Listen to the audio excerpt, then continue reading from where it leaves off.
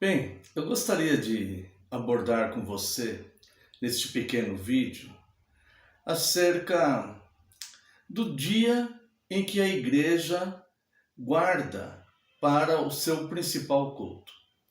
Existe uma certa polêmica no meio cristão, em alguns segmentos, sobre se esse dia deve ser o sábado ou o domingo.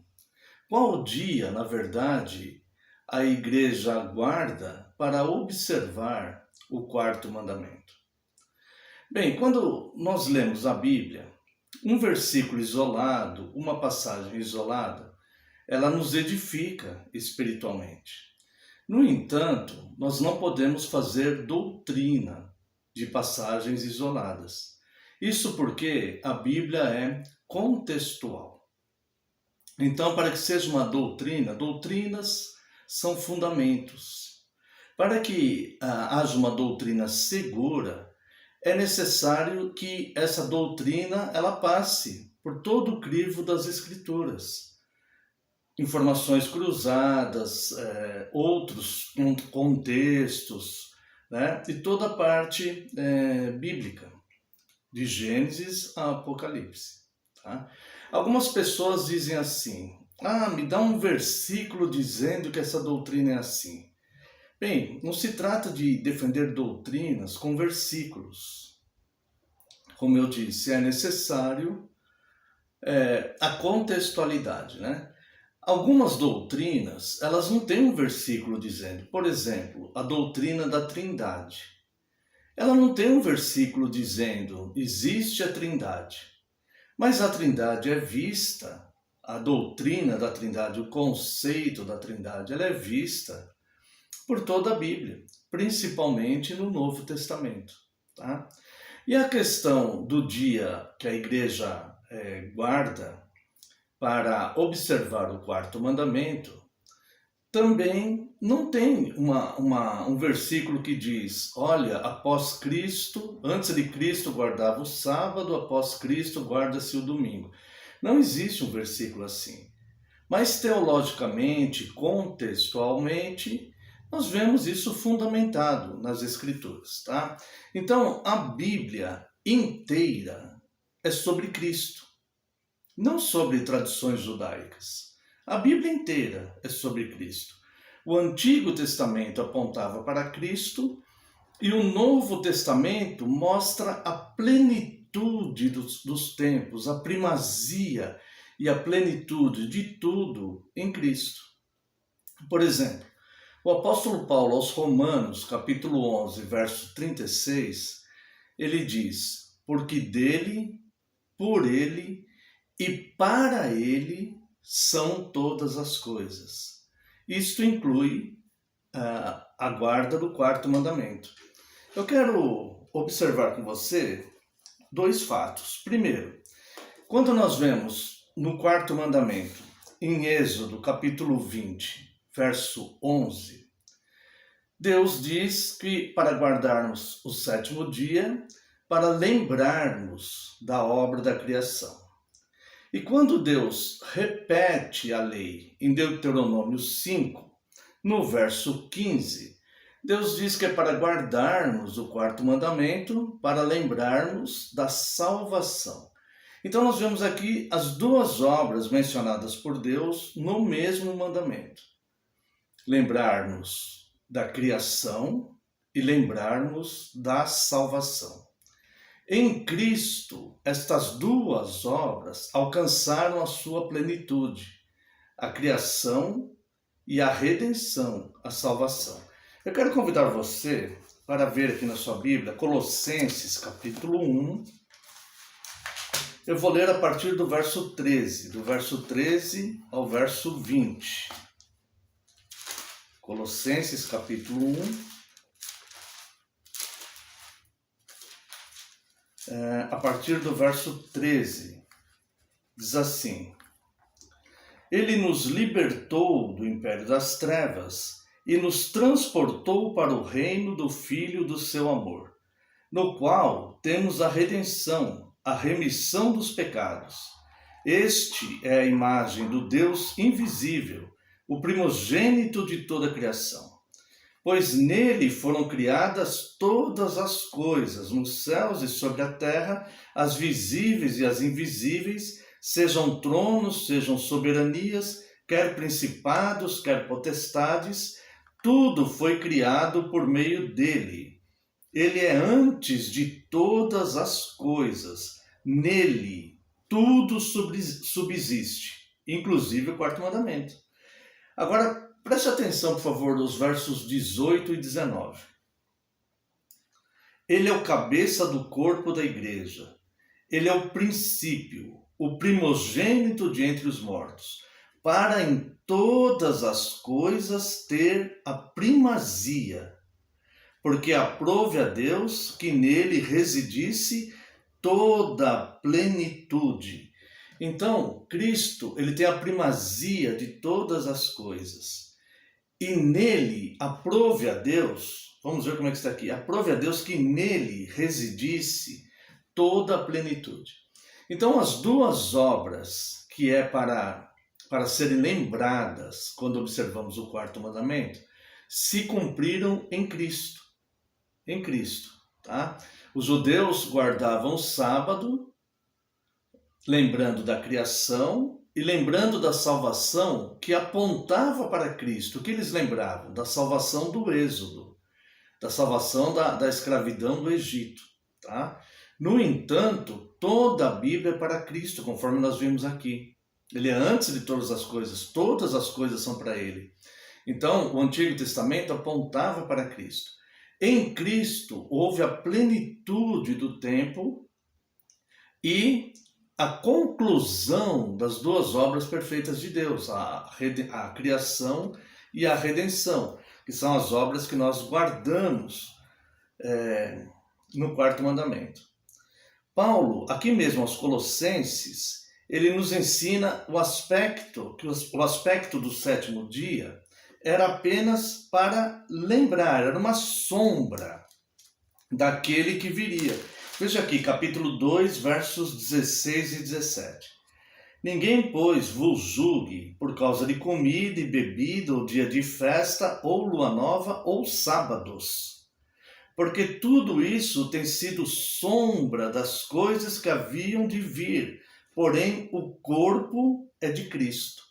Então veja, para que haja uma sombra, Paulo usa a expressão sombra.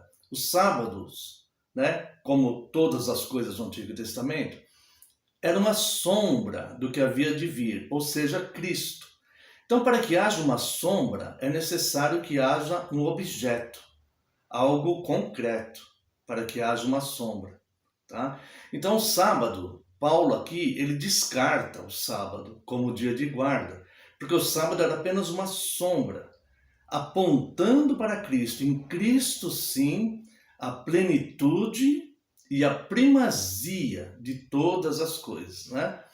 Então, por que a igreja guarda o domingo? Porque é o dia da ressurreição do Senhor. Cristo é o dia da ressurreição de Cristo. Romanos 8:1 diz: agora, pois, já nenhuma condenação há para os que estão em Cristo Jesus. Então, nesse sentido, a guarda do sétimo dia, do Shabat, ela passa a ser o começo da semana. E nós vamos ver por que ela passa a ser o primeiro dia da semana. A palavra Shabat, que normalmente nós traduzimos por descanso, ela significa cessamento, cessar. Ou seja, interromper a semana após 6 dias, interromper a semana no sétimo dia, para lembrar da criação e da salvação. Então, o dia mudou, mas o princípio é o mesmo, porque a cada 6 dias, conforme diz o mandamento, nós paramos, cessamos as nossas obras, para cultuarmos a Deus e lembrarmos, então, da criação e da redenção na plenitude dos tempos, tá? Não é apenas um dia de santificação, mas é um dia de esperança, um dia da esperança de Cristo, da volta de Cristo, tá? Então vamos ver aqui, Como nós já observamos, Jesus ressuscitou no domingo, João 20, 11. Jesus apareceu aos discípulos no domingo, João 20, 26. Quando digo Jesus ressuscitou no domingo, é João 21, capítulo 20, verso 1. Jesus apareceu aos 11 discípulos no domingo, João 20, 21. O Espírito Santo desceu no dia de Pentecostes num domingo. Atos 2, que era o dia de Pentecostes, era um domingo. Era o primeiro dia da semana. Se você quiser acompanhar a leitura aqui, Levítico, capítulo 23, versos 15 e 16. Levítico, vamos ver aqui. Levítico, capítulo 23, versos 15 e 16. Contareis para vós outros desde o dia imediato ao sábado. O dia imediato ao sábado é o domingo. Desde o dia em que trouxerdes o molho da oferta movida, 7 semanas inteiras serão, até o dia imediato ao 7º sábado, ou seja, o domingo. Contareis 50 dias, então trareis nova oferta de manjares ao Senhor. Aqui, quando Deus determina a festa de Pentecostes, né? Essa festa, então, nós vemos que ela é celebrada no domingo. Era celebrada aos domingos, tá? Ao domingo, num dia de domingo, né?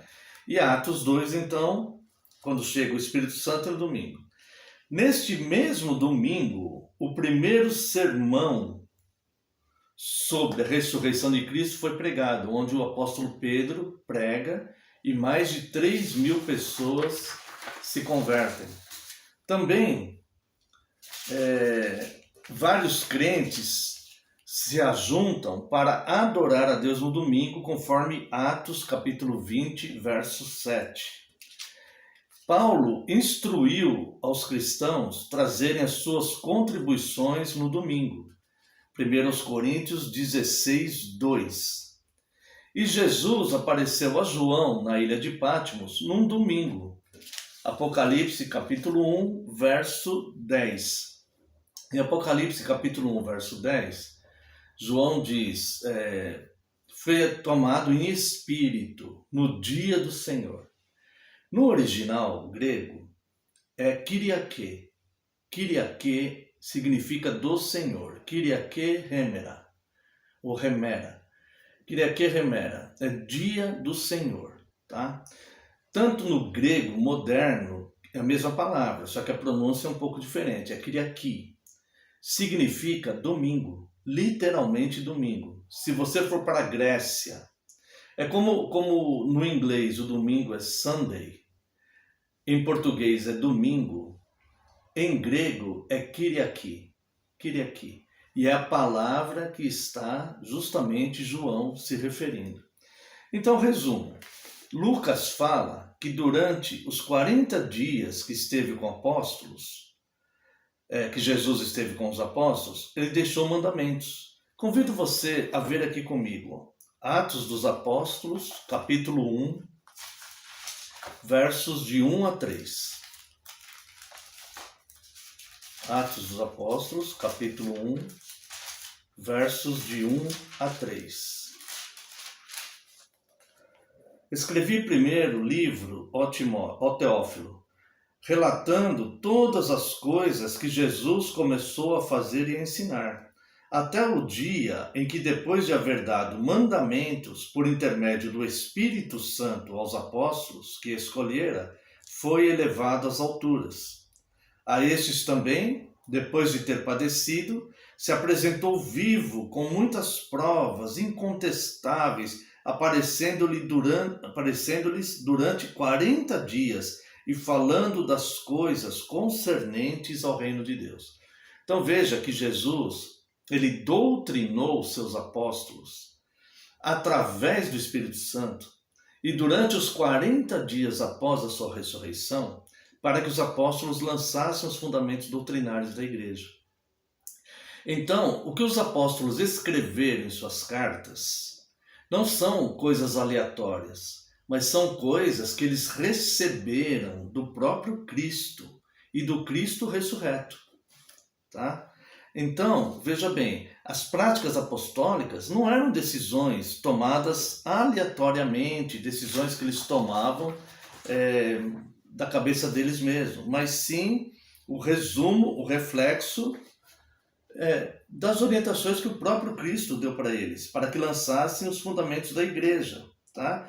Então, o mandamento de se reunir aos domingos para a entrega das ofertas, conforme está lá em 1 Coríntios 16, 1 a 3, foi Cristo que deu. O apóstolo Paulo escreveu inspirado pelo Espírito Santo. Tá? Veja o que Paulo diz aqui, na carta aos Coríntios, 1 aos Coríntios, capítulo 14, verso 37. Ele diz assim: se alguém se considera profeta ou espiritual, reconheça ser mandamento do Senhor o que vos escrevo. Então o que Paulo está dizendo para os coríntios é o seguinte: reconheça que é mandamento do Senhor o que eu vos escrevo. E nesta carta ele manda reunir no primeiro dia da semana para retirar as ofertas. O culto principal ele tinha dois elementos: as ofertas e o partir do pão da ceia. Em Atos 20, verso 7, nós vemos o partir do pão no primeiro dia da semana.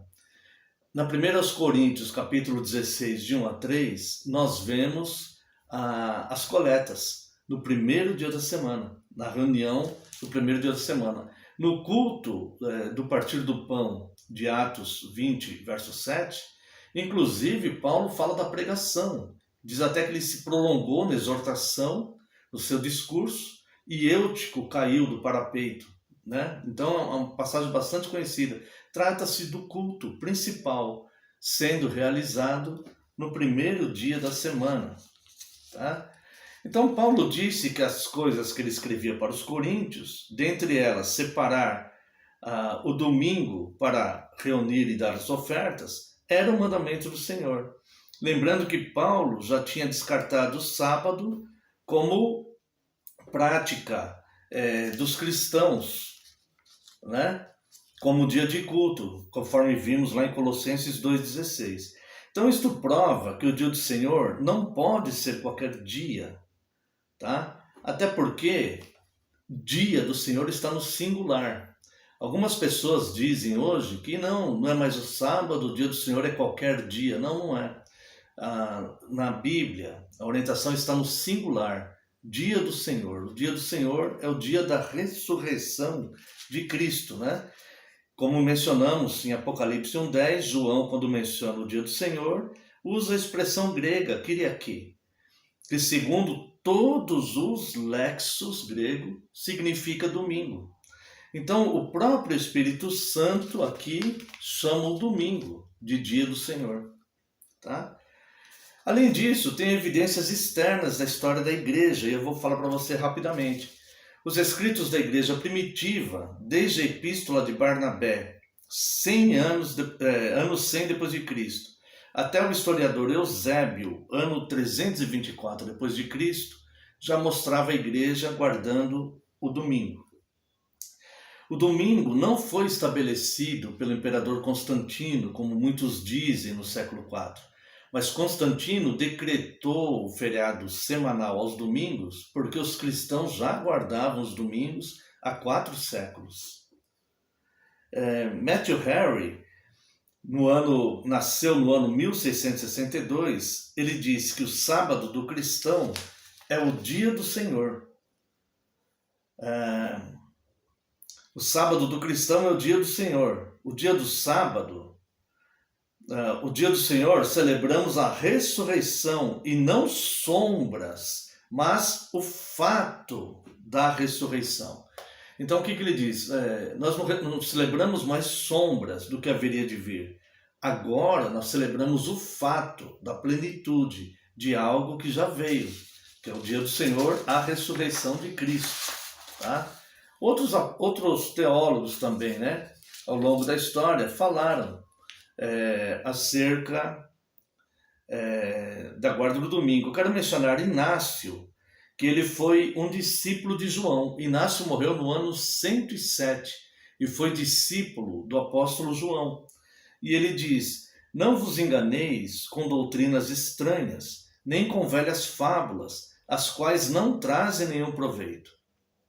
Pois se nós vivêssemos ainda de acordo com a lei judaica, nós reconheceríamos que não teríamos recebido a graça.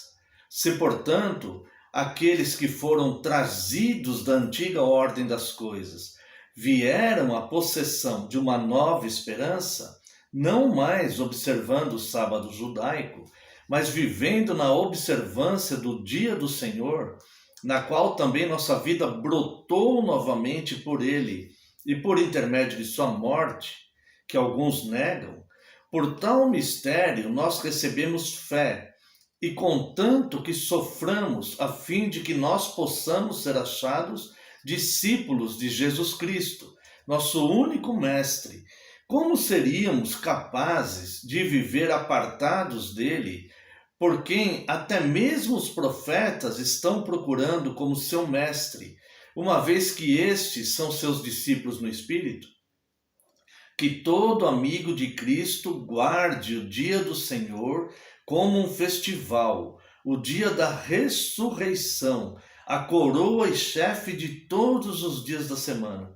É um absurdo falar de Jesus Cristo com a língua e fomentar uma mente no judaísmo que tem agora chegado a um fim, pois onde houver cristianismo, não pode haver judaísmo. Vou fazer um parênteses aqui meu, porque os judeus simplesmente rejeitam Cristo.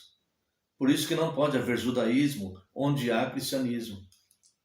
Estas coisas eu envio a vós, meus amados, não que eu saiba que algum de vós esteja em tal estado, mas desejo de antemão vos resguardar, antes que qualquer dentre vós caia nos anzóis das vãs doutrinas, mas para que possais melhor apegai-vos a uma completa certeza em Cristo. A fonte desse texto um pouco longo que eu li é Inácio, Epístola aos Magnesianos, capítulo 9, País Antiniceianos, volume 1, páginas 62 e 63. Então, por fim, irmãos, eu quero deixar apenas que devemos tomar cuidado com os extremismos. O dia do Senhor não é para ser guardado como os judeus guardavam o sábado, tá? Mas o dia do Senhor, ele não é um dia de opressão ou uma armadilha, mas um dia de deleite, descanso, comunhão e relação familiar. Como se quebra o quarto mandamento? Como se quebra? Negligenciando os cultos e a comunhão por motivos banais e irresponsáveis. E também se quebra alimentando a mente com pensamentos e práticas pecaminosas. Deve haver um exame e uma vigilância para evitar todo tipo de mau pensamento. Então, no dia do Senhor, nós cultuamos a Deus para lembrar a salvação e a criação, a plenitude das duas obras, relembrarmos a ressurreição de Cristo, tá? Não negligenciamos os cultos e também descansamos das nossas atividades pessoais, tiramos um dia para descansar e dedicar também para a nossa família. Como Kyriake do Senhor, Kyriake remera, é o dia do Senhor, ou seja, a igreja guarda o domingo porque é o dia da ressurreição de Cristo. Que Deus te abençoe.